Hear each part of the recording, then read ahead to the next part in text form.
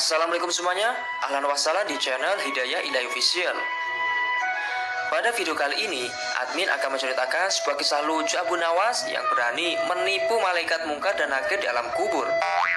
Namun sebelum lanjut ke ceritanya, mari bantu support channel ini dengan cara klik like, subscribe, dan aktifkan lonceng notifikasinya bagi kalian yang belum ya, agar channel ini semakin ekstra menyiarkan kisah-kisah Islami. Abu Nawas adalah sosok penyair Islam yang sangat cerdas, terkenal akan kisah-kisah konyol dan lucunya. Beliau juga adalah seorang tokoh sufi yang ahli di bidang Al-Quran, hadis, dan juga sastra Arab. Abu Nawas juga terkenal sosok waliullah yang sangat kontroversial. Semasa mudanya, beliau juga pemabuk berat dan suka mabuk-mabukan hingga akhirnya bertaubat. Abu Nawas memiliki hubungan yang cukup dekat dengan Khalifah Harun ar-Rasyid, yaitu raja dari dinasti Abbasiyah. Gilanya lagi, Abu Nawas juga kerap membuat lelucon-lelucon lucu dan juga pernah memancing kemarahan baginda raja hingga dihukum.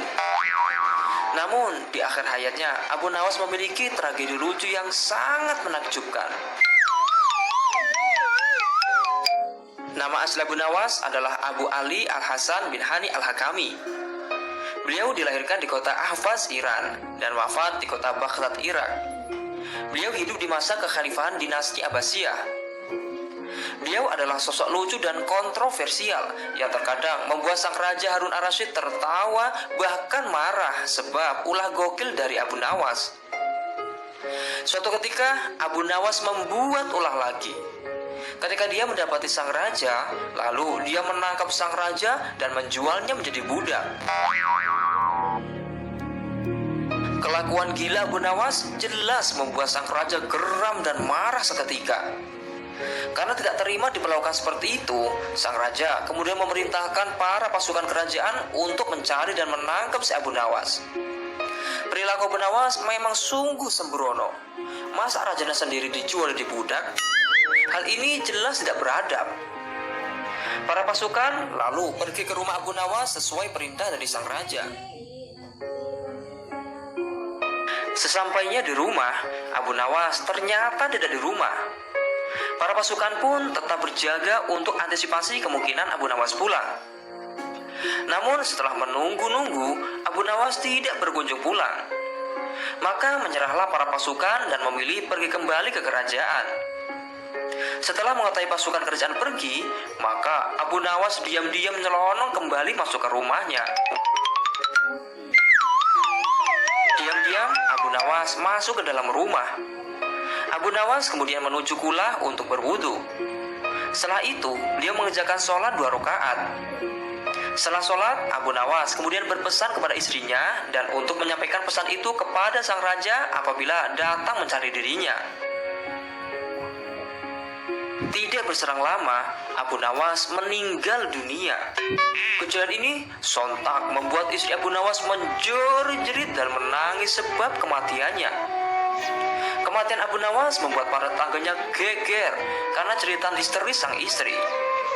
Kabar kematian Abu Nawas pun akhirnya terdengar hingga ke pelosok negeri. Kabar kematian Abu Nawas akhirnya didengar oleh baginda Raja Harun ar-Rasyid. Seketika itu, kemarahan sang raja berubah menjadi kesedihan. Mengingat Abu Nawas adalah sosok orang cerdas yang selalu menghibur sang raja selama ini.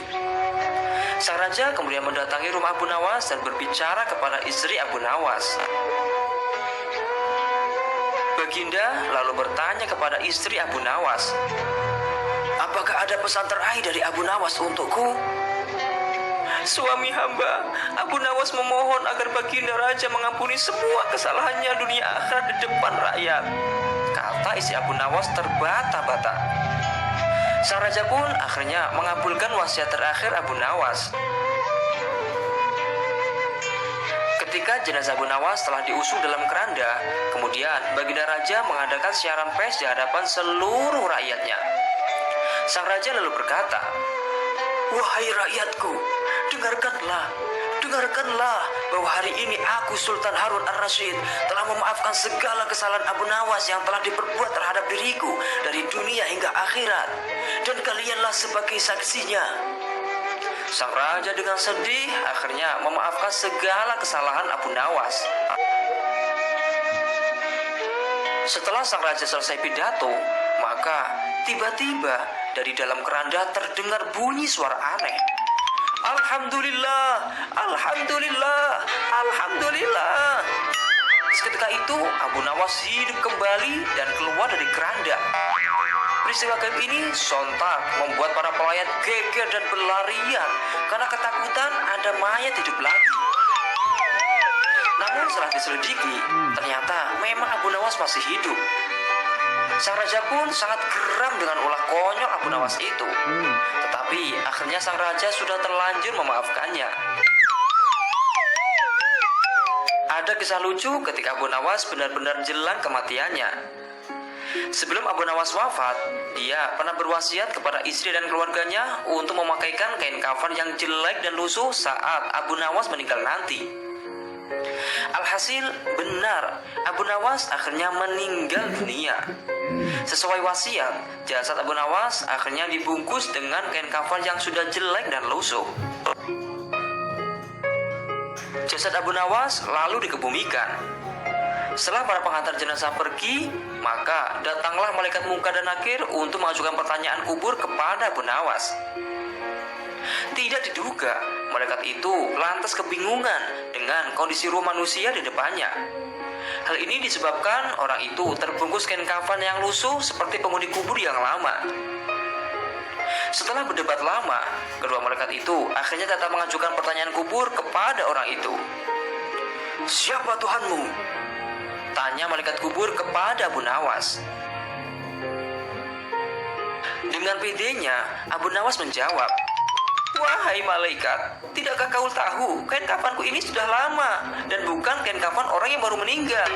jawab Abu Nawas. Mendengar jawaban aneh itu, malaikat Munkar Nakir tambah kebingungan. Sebenarnya memang kain kafannya terlihat sudah lusuh, tapi anehnya galian tanahnya masih terlihat baru. Peristiwa aneh ini lantas membuat para malaikat geleng-geleng kebingungan. Setelah lama bermusyawarah, akhirnya malaikat memutuskan bahwa penghuni kubur itu adalah jenazah lama yang sudah tidak perlu ditanya lagi. Malaikat kemudian beranjak pergi meninggalkan makam Abu Nawas untuk mencari kuburan lain yang masih baru. Hal ini dikarenakan malaikat yakin kalau kuburan itu adalah kuburan lama. Akhirnya Abu Nawas berhasil selamat dari pertanyaan kubur setelah mengelabui kedua malaikat Munkar dan Nakir itu. Kisah ini hanya humor yang sering dikisahkan oleh para ulama NU seperti Gus Baha, Ki Haji Akil Siraj, serta ulama lainnya. Semoga kisah ini menghibur dan bermanfaat. Wallahu